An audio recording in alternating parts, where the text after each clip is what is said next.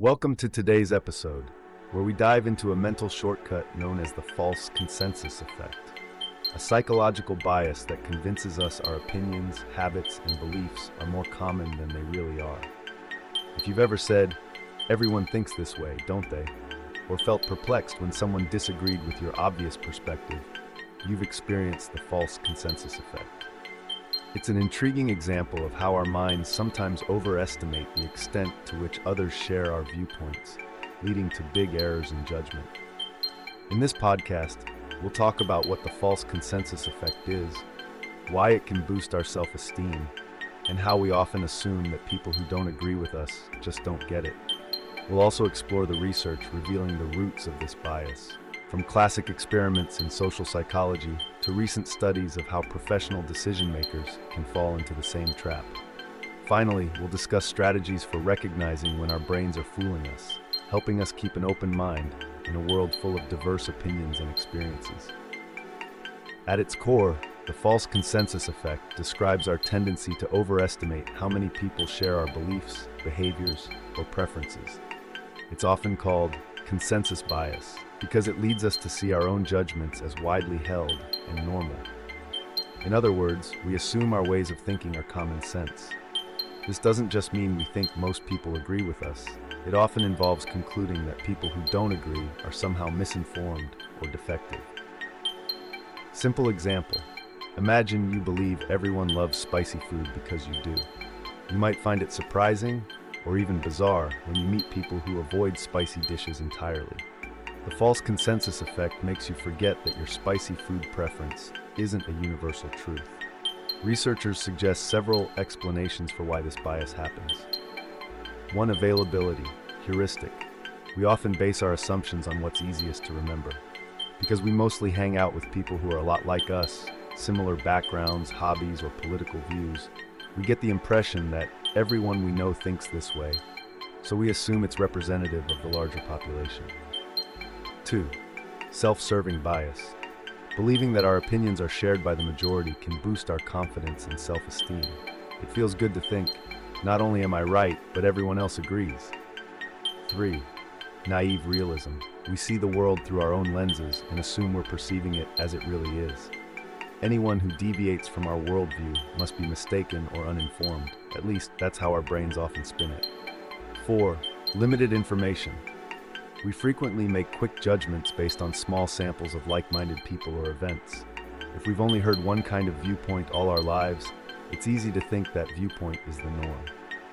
In group settings, like a tight-knit circle of friends, a political party, or a workplace team, everyone tends to reinforce each other's views. Group members rarely encounter people who strongly disagree, leading to an exaggerated sense that everyone on the outside must think like us too. This vacuum of dissent can foster the false consensus effect on a large scale, sometimes encouraging social polarization. Daily life example. A group of coworkers often goes to lunch together, and they all prefer the same restaurant. Over time, they might come to believe everyone loves this place, even though other colleagues may have never even tried it or might prefer different cuisines. Psychologists have studied this bias for decades.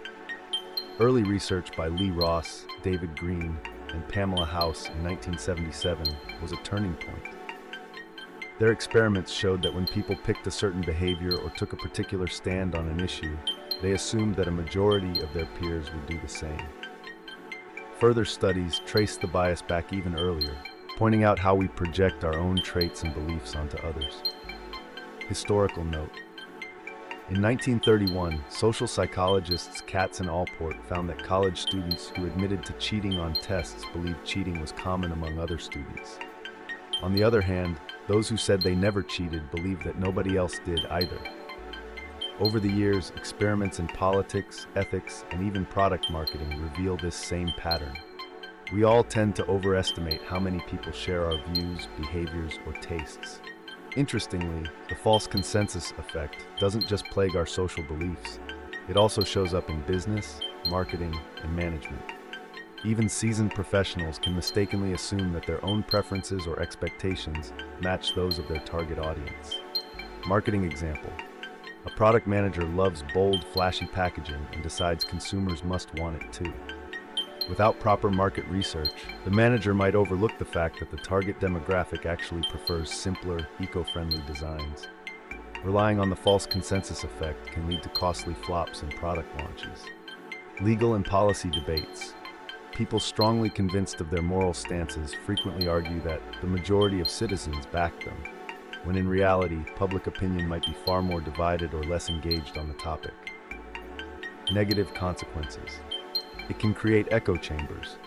People shut out other perspectives, reinforcing their biases. It fosters judgment. We might dismiss or even demonize those who disagree with us. It promotes overconfidence. We risk making misguided choices if we base them on the false belief that everyone else is on board. Potential upside? Oddly enough, the false consensus effect can sometimes be psychologically protective. It can boost our sense of belonging and self-esteem, making us feel less isolated. Knowing there's some illusion of agreement might, for instance, encourage us to speak up in a meeting or share creative ideas without fear of total rejection. But overall, most psychologists agree that the negative aspects, closing ourselves off to genuine differences, tend to outweigh any comfort gained from believing we're in the majority. Seek out dissenting views. Find opinions that challenge your own. Talk to people outside your circle, or browse forums that hold alternative perspectives. Exposing yourself to different voices counters the idea that everyone must think like me. Admit uncertainty. Acknowledge that your view, preference, or choice might not be the majority stance. Consider surveying colleagues, friends, or broader social networks, formally or informally, before deciding everyone agrees. Use data instead of assumptions. Whenever possible, rely on statistics, surveys, or actual feedback. If you're a marketer, gather consumer data. If you're a policy advocate, check public opinion polls. Hard evidence often reveals that our hunches about widespread agreement can be off base. Practice empathy. Remember that other people's experiences and backgrounds might be vastly different. Assume that your common sense might not be so common after all. The false consensus effect reminds us that our minds don't always give us an accurate picture of social reality. We assume, often incorrectly, that our personal choices reflect a universal or near-universal norm. While it can feel nice to believe everyone's on the same page, this misguided confidence has real downsides, from stifling creativity to fueling conflict. The good news? As soon as we start to question the assumption that most people are just like me, we become better listeners and better decision makers. By seeking out different viewpoints, staying curious, and using data, we can avoid falling into this cognitive trap and open ourselves up to a deeper appreciation for the genuine diversity of human thought.